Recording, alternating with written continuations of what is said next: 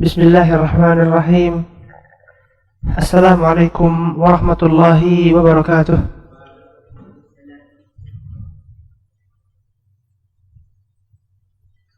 Alhamdulillah nahmaduh wassalatu wassalamu ala rasulillah wa ala alihi wa sahbihi wa walah.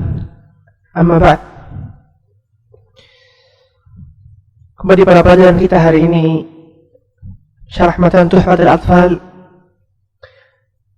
yang kemarin berakhir pada pelajaran ikhfa yang bermakna as-sitr secara bahasa, namun secara istilah adalah menyembunyikan huruf dengan pertengahan antara makhraj idhar yang jelas dan makhraj idgham yang menggabungkan namun bersih dari tasdid disertai dengan gunnah. Itu ikhfa, dihukum nun sukun dan tanwin. Kemudian hurufnya adalah sif dha thanakam jada syakhsun qad sama dum tayyiban zid fi tugha wa zalima. Bagaimana menjadikan sesuatu makhraj menjadi ikhfa dalam penyebutannya adalah menggantungkan lidah di antara langit dan bawahnya. Kemudian kemarin pembahasan ikhfa, terdapat pula tanbih, peringatan. Apabila makhraj itu hurufnya keluar dalam keadaan tebal, maka dia harus tebal. Seperti falsab. Kemudian yang tipisnya munzir gitu. Sebab ikhfa karena makhraj huruf-huruf yang keluar tidak jauh dari nun sukun itu sendiri dan tidak pula dekat, makanya dia ikhfa, disembunyikan, nunnya disembunyikan. Jadi pada pelajaran kita hari ini, faslus tsani, halaman 32.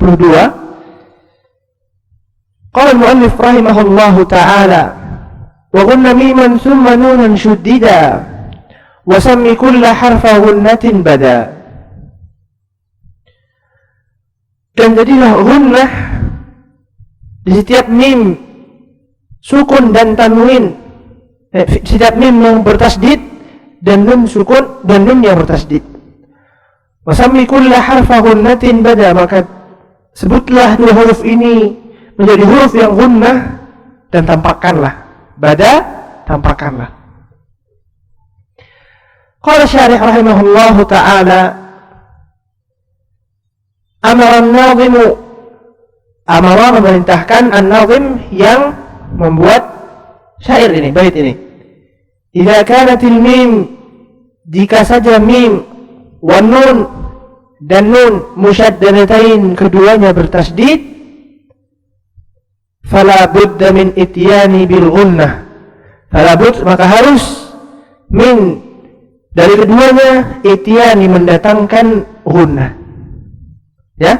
Jadi kalau ada mim bertasdid dan nun bertasdid, amma atau inna, maka harus memiliki ghunnah.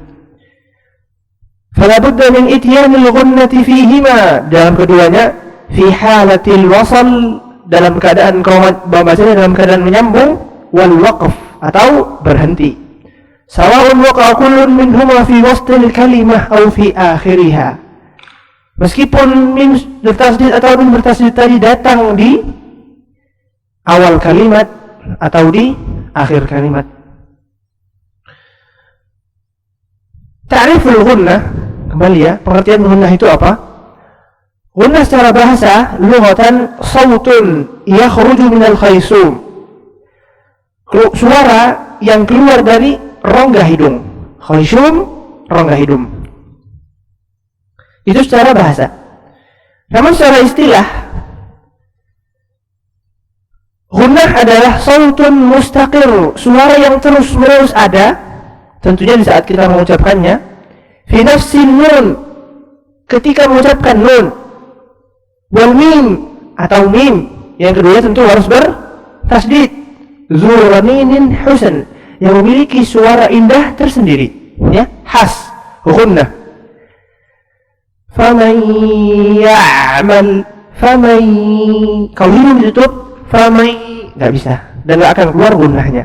Maka disebutkan dengan ranin husn, suara dengungan yang indah, khusus maksudnya. Paham ya? Itu pengertian gunnah secara istilah ilmu tajwid. Makhrajuha, tempat keluarnya gunnah. Takhruju minal khayshum, jelas ya, keluar dari rongga hidung. Miqdaruha, berapa ketentuannya?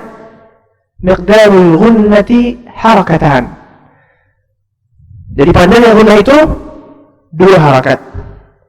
Min ba'di tarmihim bihijarah, semua 2. Nah, gunnah tadi di mana aja? Nun sukun, nun bertasdid, dan nun bertasdid. Kemudian disebutkan sama mu'allif berkaitan gunnah yang ada di beberapa hukum tajwid lainnya. Mawatinul gunnah, tempat-tempat gunnah itu berada. Mawatin jamak dari mawtinun, ya, tempat. Yang pertama, nun al-musyaddadah, nun yang bertasdid. Innal insana, inna 2 harakat, nun bertasdid gunnah.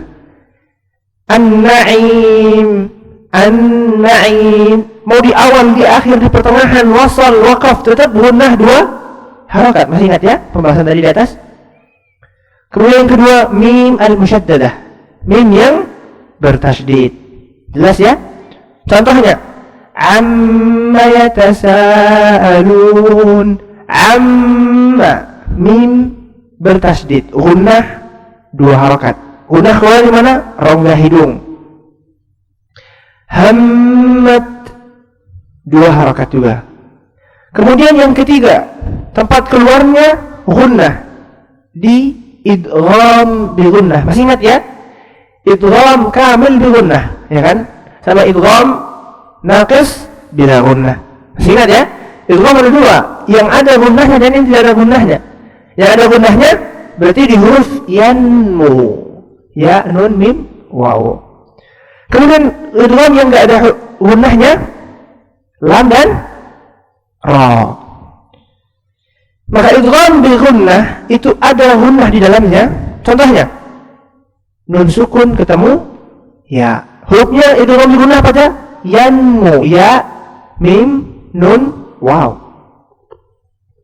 Maka faman ya'mal ada gunnah yang harus keluar lewat hidung 2 harakat. Faman ya'mal mithqala dzarratin, gitu ya. Kemudian yang keempat, tempat yang harus keluar padanya juga gunnah, iqlab. Apa pengertian iqlab? Qalb harf mim, qalb harf nun, miman.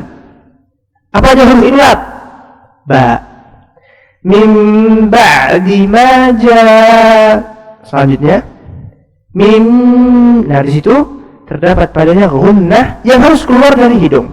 Karena gunnah keluar dari khayshum, rongga hidung. Kemudian lanjut, yang kelima, ikhfa haqiqi. Ikhfa itu sendiri yang kemarin kita pelajari, hukum yang hurufnya adalah sif dzatana kam jala syakhsun qad samadun tayyiban zid fi tuqan zalima. Semuanya itu adalah huruf ikhfa yang dibacanya harus dengan dengung, gunnah 2 harakat. Min syarri hasidin idza hasad, gitu ya. Kemudian di antara tempat gunnah pula yang keenam, ikhfa syafawi. Ya, ikhfa syafawi. Ikhfa syafawi itu hukum mim sukun dan tanwin, bukan hukum nun sukun dan tanwin. Jadi ini belum kita pelajari. Maksudnya gimana ikhfa syafawi itu? Ada di halaman 38 ya sebenarnya. Sedikit kita bahas. Ikhfa syafawi adalah ikhfa nutqil mim as-sakin, menyembunyikan dengan huruf mim yang sukun tadi idza waqa'a ba'dahuma ba ma'al gunnah. Jika engkau mendapati mim sukun, bertemu setelahnya huruf gunnah. Ya. Contohnya tadi di sini disebutkan tarmihim bihijarah. Jadi mim di sini disembunyikan. Engkau langsung berubah ke makhraj ba. Tarmihim bihijarah. Itu namanya ikhfa syafawi. Kenapa gitu? Kenapa mimnya disembunyikan? Sebabnya adalah huwa at-tajanus fil makhraj. Makhrajnya sama, ya. Ba sama mim makhrajnya sama. Namun berbeda di sedikit pada sifat-sifatnya. Kalau makhraj sama, sifat sama, hurufnya sama. Makhraj sama, sifatnya bersamaan namun sedikit. Maka dia disebutkan sebagai ikhfa syafawi, yaitu huruf mim sukun ketemu ba. Tarmihim bihijarah, ada padanya gunnah, dua harokat yang harus keluar lewat hidung, khayshum. Kemudian yang ketujuh, tempat di mana gunnah itu berada, idgham al-mutamathilain. Idgham yang satu jenis, mirip, bukan jenis ya, jenis nanti saling nyamai. Contohnya lahum maghfiratun wa ajrun, gitu ya. Lahum maghfirah, di situ ada gunnah dua harokat. Nah, 6 sampai bawah ini belum kita bahas ya. Nah, mutamathilain, idgham mutamathilain itu apa? Idgham mutamathilain an yakuna harfan mutamathilan muttahidan fi makhrajin wasifah. Di dalam satu kalimat, kalimataini atau kalimah. Jadi idgham mutamathilan itu adalah dua huruf, an yakuna harfan, dua huruf mutamathilan yang sama, ya kan? Muttahidan, satu, fil makhraji, di dalam makhrajnya dan sifatnya. Satu huruf yang sama, yang itu terdapat pada satu kalimat atau dua kalimat. Apa itu idgham al-mutamathilain? Satu huruf, dua huruf yang sama, muttahidan yang satu, di dalam satu makhraj, dalam satu sifat juga, dalam satu kalimat atau dua kalimat. Itu idgham al-mutamathilain, ya. Ini sama pembahasan mim sukun dan tanwin. Nah, ini contohnya apa di sini? Lahum maghfirah, mim sukun ketemu mim mutamathilan, sama-sama, muttahidan, satu makhraj dan sifatnya di dalam dua kalimat. Nah, idgham mutamathilan ini terbagi menjadi tiga, ya, sebenarnya. Di antara tiga ini, yang pertama adalah as-saghir, sughra, mutamathilan as-sughra. Idgham mutamathilan as-sughra adalah harful awal sakin, والثاني متحرك. Idgham mutamathilan saghir yang kecil itu kembali ke yang awal. Idgham mutamathilan apa? Dua huruf yang makhrajnya sama, sifatnya sama, baik satu kalimat atau dua kalimat. Paham ya?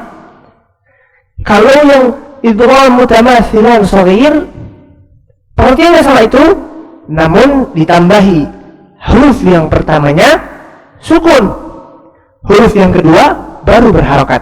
Ingat ya, jangan berbeda. Huruf yang pertama sukun, itu saghir.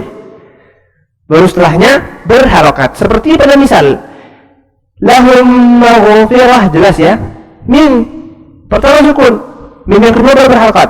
Ini idgham mutamathilan saghir. Contoh lainnya, min nutfah, nun ketemu nun, ya kan? Min, nunnya sukun atau berharokat?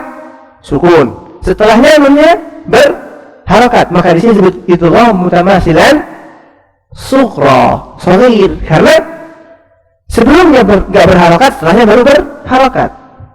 Contoh lain, yudrikumul mautu walau kuntum, seterusnya yudrikum, adraka yudriku, fi'ilnya. Masih ingat ketemu dhamir muttasil jamak antum, kalian akan mendapati yudrik kaf, akhirnya ketemu kaf lagi, kum. Paham ya? Bayangan tulisannya paham? Yudrik kum. Nah, jadi ketemu kaf yang sukun, kemudian ketemu kaf lagi yang berharokat. Harokat apa kaf kedua? Dhammah. Maka di sini idgham mutamathilan sughra. Ada padanya juga gunnah 2 harokat.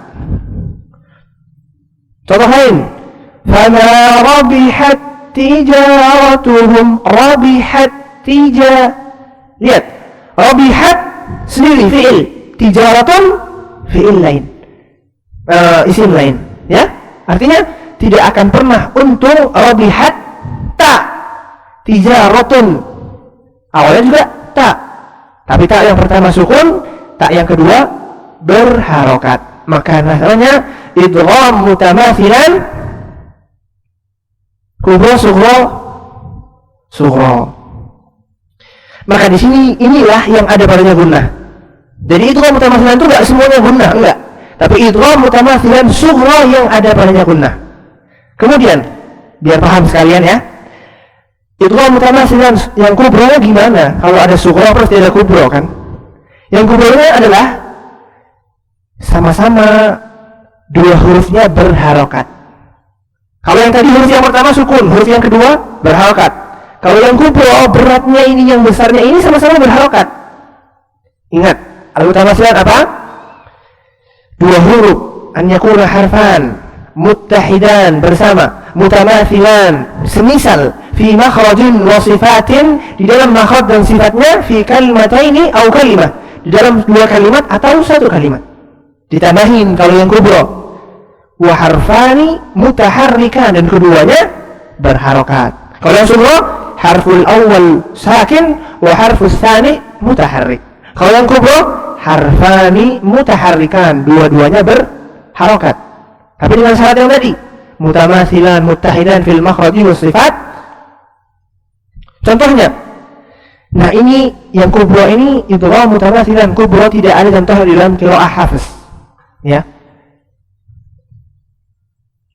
kecuali di pada beberapa qiraah yang ini digabungkan, seperti makani, itu aslinya makanuni, tempatkanlah aku, makana menempatkan, ni nun wiqayah, ya mutakallim, ya, makanuni, tapi digabungkan, makani. Kemudian pada ayat yang lainnya, fani'immahi, fa maka, na'ima ni'im, mim sendiri baru mahi, tapi itu digabungkan. Contoh yang berikutnya seperti ar-rahmanir rahim maliki, gitu, disambung, mim ketemu mim, 1 sukun. Ta'manna, aslinya ta'manuna, tapi digabung. Ini di qiraah Hafiz enggak ada ya. Nah, ini semua dibaca izhar, enggak ada gunnahnya. Paham ya?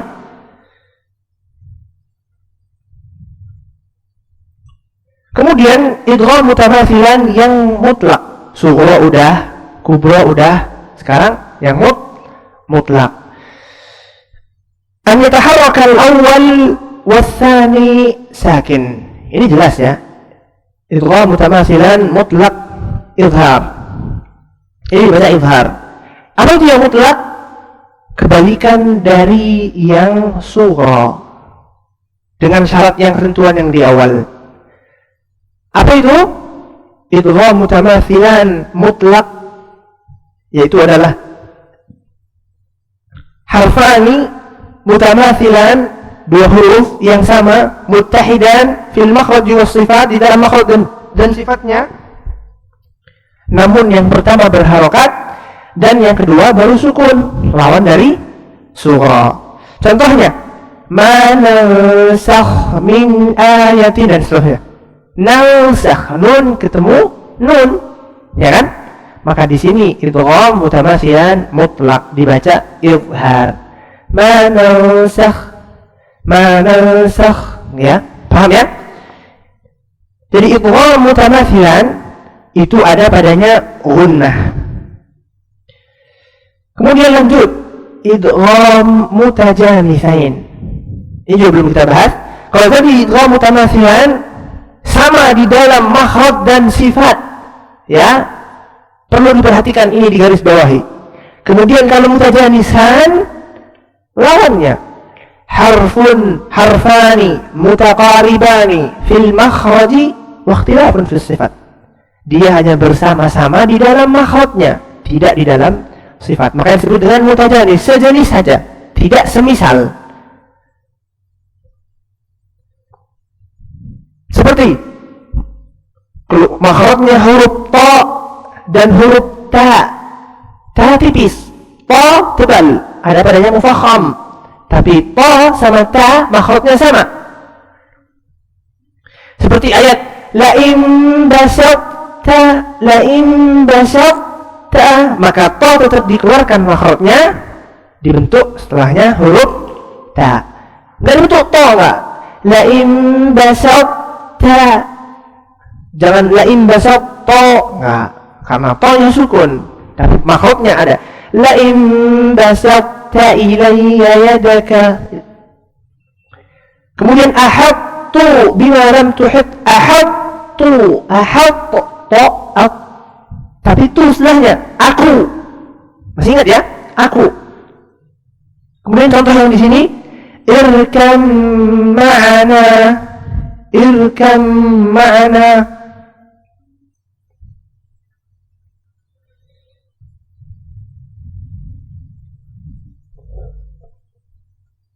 Jadi makhraj ba dan makhraj mim dekat, tapi berbeda dalam sifatnya.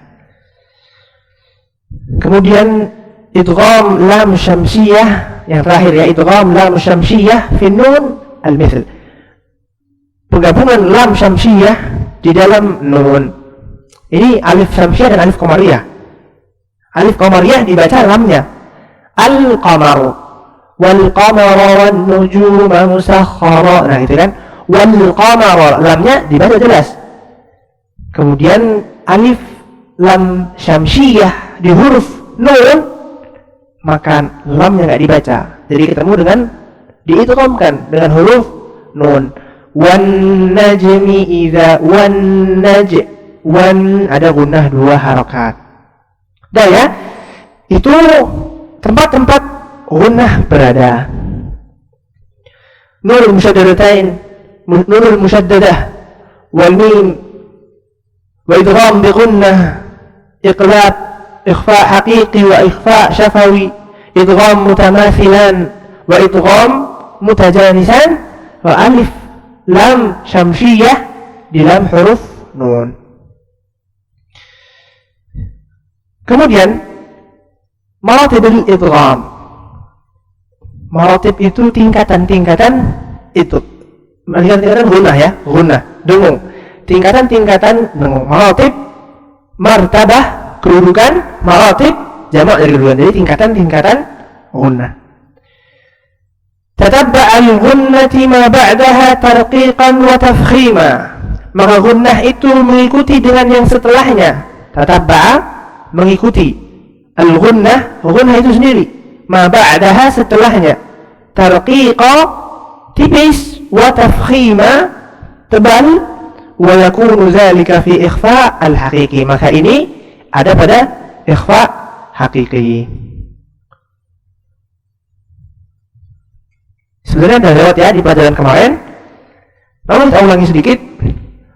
Fataraqqaqal gunnah, maka gunnah itu ditipiskan. Raqqaqa, tipis, ya, tarqiqan. Raqqaqa yuraqqiqu, tarqiqa, itu tipis.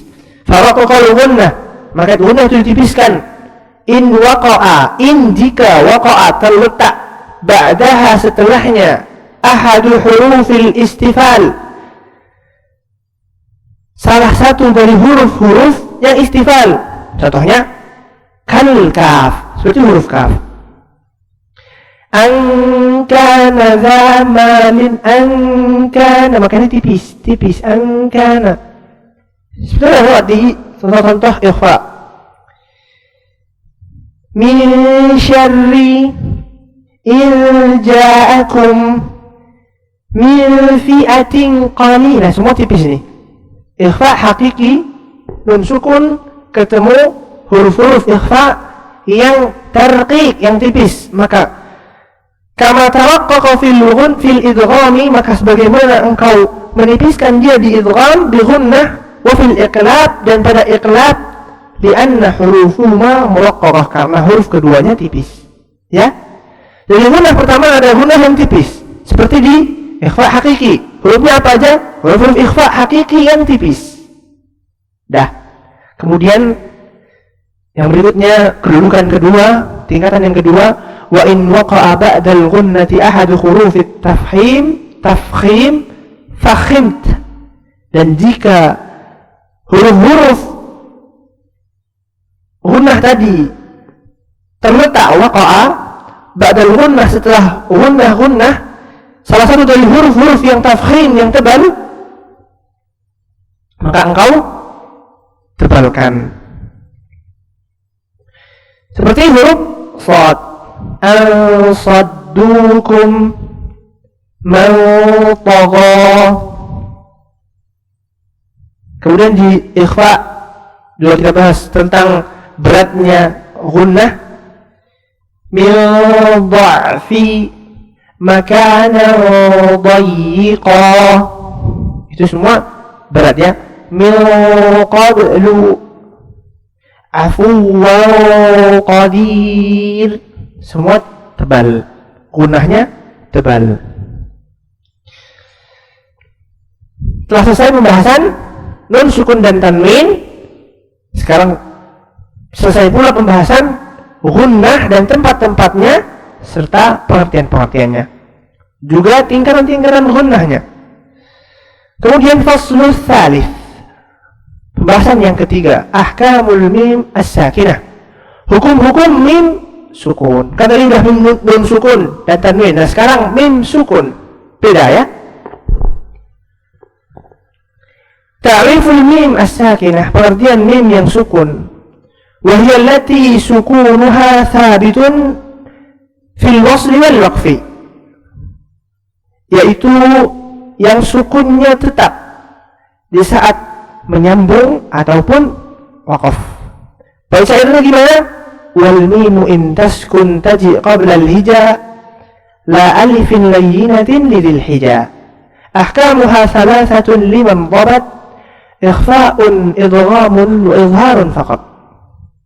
Dan mim jika disukun dan setelahnya huruf-huruf hijaiyah, namun bukan dari alif layyinah, alif yang menjadi mat, tentunya alif layyinah, lidil hija, maka perhatikanlah wahai orang-orang yang memiliki pemahaman.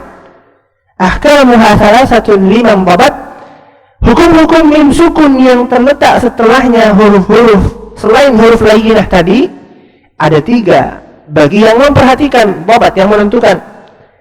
Ikhfa'un, idghamun, wa izharun faqat, yaitu adalah huruf ikhfa, hukum ikhfa dan idgham serta izhar saja, jadi nggak ada iqlab ya. Syarahnya, qala syarih rahimahullahu ta'ala, ay anna al-mim as-sakinah, yaitu bahwasanya mim yang sukun taji qabla ahrufin, yang datang qabla, sebelum huruf-huruf al-hijaiyah, huruf hijaiyah, ghairu harfil alifil layyin, selain dari huruf alif layyin ya. Apa itu harf layyin? Alifun mat, alif yang menunjukkan menjadi mat. Amal aliful layyin fala ya'ti ba'dal mim as-sakinah li sabab. Nah, kenapa enggak pernah datang alif yang menjadi mat itu setelah mim? Karena berapa sebab berikut ini. Yang pertama, annal alifa, bahwasannya alif itu labudda an ya'ti, harus datang atau selalu datang, qablaha, qablaha sebelumnya harf maftuh, huruf yang berharokat fathah. Li'anna al-alif, karena alif itu la yunasibuha, tidak pernah cocok dengannya illa fathah, kecuali huruf yang berharokat fathah. Illa fathi ma qablaha, kecuali huruf yang sebelumnya harus berharokat fathah. Maka itu yang pertama, nggak mungkin alif mat itu datang setelah ada huruf sukun, nggak mungkin, karena dia itu datang setelah huruf yang sebelumnya berharokat fathah. Itu sebab pertama. Sebab yang kedua, wakadzalikal alif layyinah, karena alif layyinah itu ta'ti sakinatan, dia dalam keadaan sukun, ya kan, nggak berharokat. Fala yastami' sakinan, maka tidak akan pernah berkumpul dua harokat, sukunul alif wa sukunul mim. Sukunnya alif itu sendiri yang dia nggak memiliki harokat, dan sukunnya mim, karena kita bahas hukum mim sukun, ya kan. Jadi kalau mim sukun ketemu huruf-huruf hijaiyah, mim sukun ya, ketemu huruf-huruf hijaiyah, maka dia dibahas dengan hukum mim sukun seperti ini. Kecuali huruf apa? Huruf alif layyinah, yaitu huruf mat. Apa sebabnya? Karena alif layyinah tidak akan pernah datang kecuali sebelumnya berharokat fathah. Yang kedua, kenapa? Nggak mungkin ketemu dua sukun, sukunnya mim dan sukunnya alif. Karena idzal taqas sakinan, dalam kaidah disebutkan jika bertemu dua huruf yang sukun, faharrik ma sabaq, maka berikanlah harakat pada yang sebelumnya. Wa iyyaku layyinan, dan jika huruf yang sebelumnya adalah layyin, huruf mat, fahadfuhu istahaq, maka dihapuskan, itulah yang paling berhak untuk dia. Ya? Jadi dalam kaidah nggak akan pernah ketemu huruf dua sukun. Kalau bertemu maka diberikan harakat. Wa iyyaku layyinan, namun jika yang diberi harakat itu dia hurufnya layyin atau mat, fahadfuhu istahaq, maka dia harus dihapus secara lafaz, tidak secara tulisan. Ittaqillah, seperti lafaz ittaqillah, bertakwalah kamu kepada Allah, ada ya-nya namun tidak disebutkan. Kemudian lanjut, Fasyarah menjelaskan kepada kita qauluhu Dzil Hijjah. Dzil Hijjah itu maksudnya apa? Yakni li sahibil aqli al-fatinah, yang memiliki akal dan yang memiliki kecerdasan. Kenapa di sini disebutkan yang memiliki dan memiliki kecerdasan? Berarti orang yang kurang akal dan nggak bisa memahami ini? Enggak. Maksudnya adalah, pahami dari awal, wal mimu in taskun tadi qabla al-hijah, dan huruf mim sukun yang datang sebelum huruf hijaiyah. Oke. La alifin layyinatin lidzil hijah, kecuali huruf layyinah, yaitu huruf mat lidzil hijah bagi orang-orang yang paham. Maksudnya apa? Karena ada dua pembahasan tadi, bahwasanya alif layyinah tidak akan pernah datang setelahnya yang sebelumnya sukun, dan tidak akan pernah pula ketemu dua sukun. Bukan berarti merendahkan orang yang memiliki pemahaman kurang, paham ya? Kemudian yang kedua, ahkamuha salasatun liman dhabat. Maksudnya apa? Hukumnya 3 bagi orang yang menentukan. Berarti apakah setiap orang bisa menentukan? Enggak. Maksudnya di sini dijelaskan ahkamul mim sakinah salasah. Maksudnya hukum mim sakinah itu sudah ditetapkan 3. Izhar, idgham, dan ikhfa.